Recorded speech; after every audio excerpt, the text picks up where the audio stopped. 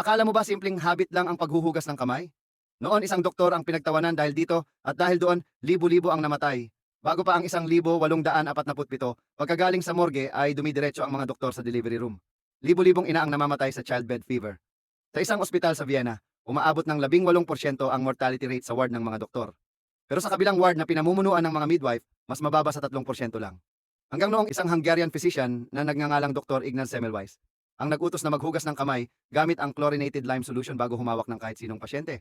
Bumagsak ang death rate mula 18% pababa sa halos 1% lang. Pero imbes na kilalanin, pinagtawanan siya. Tinawag siyang baliw, hindi raw posibleng ang kamay ng isang disente at edukadong doktor ang dahilan ng kamatayan. Si Dr. Ignaz Semmelweis ay nakumit sa isang asylum sa Vienna dahil umano sa mga senyales ng mental breakdown. Pagkaraan ng 14 na araw ay namatay siya dahil sa impeksyong kumalat sa dugo.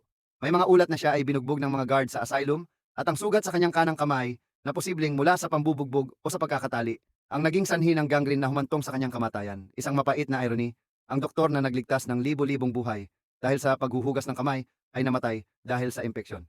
Ang mga ideya ni Semmelweis ay tinanggap lamang ng mundo makalipas ang ilang taon matapos siyang mamatay. Namatay siyang hindi pinakinggan pero ang ideya niya, ang simpleng paghuhugas ng kamay, ang naging sandata ng mundo laban sa sakit. Isipin mo to, kung naniwala lang agad ang mga tao, ilang libong buhay kaya ang naligtas. Minsan hindi sakit ang kalaban, kundi ang saradong isip.